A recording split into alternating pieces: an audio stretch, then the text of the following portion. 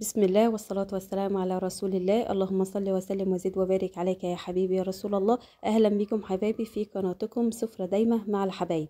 ايه رأيكم نعمل مع بعض حاجة حلوة؟ نعمل مع بعض الرز بلبن بطريقة سهلة وبسيطة زي المحلات بالظبط. بس قبل ما نبدأ ما تنسينيش بلايك وشير وسبسكرايب ودعمك ليا عشان تبقى جزء من عيلتي، ونسمي الله ونصلي على الرسول. انا معايا هنا 1.5 كيلو من اللبن، ومعايا هنا 3 معالق او 4 معالق من القشطه البلدي، وكوبايه رز مصري ونشا، وكمان كوبايه سكر وفانيليا. دي التكات او المكونات بتاعتنا البسيطه اللي احنا نستخدمها في الرز اللبن بتاعنا النهارده.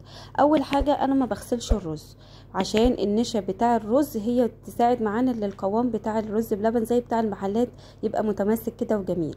عايزه تغسليه ممكن تغسليه، دي طريقه برضو ان انت ممكن تغسليه قبليها وتصفيه خالص من الميه وبعد كده تحطيه، بس انا عايزه اشبع الرز من اللبن، وهولع عليه بنار هاديه خالص، وكل شويه اقعد اقلب فيه لغايه ما احس ان الرز بتاعي قرب على السوا، يعني ايه نص سوا كده.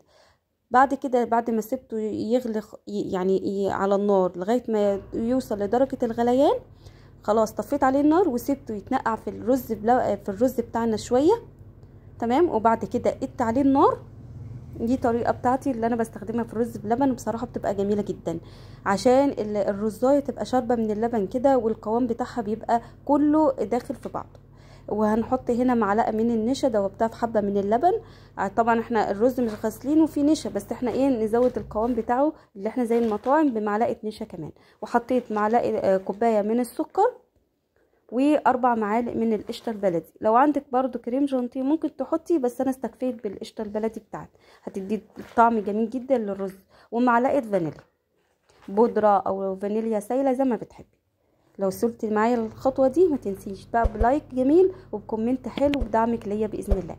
نقعد نقلب كده لغايه ما القوام بتاعنا نحصل على القوام المناسب زي ما احنا حابين. شايفه كده انا بديكي العلامه اللي هو خلاص قرب على السوا، اللي انت تلاقي اللبن ماسك في الاسباتيولا اللي انت بتقلبي بيها كده، مش سايل، لا وصل للقوام اللي انت عايزاه.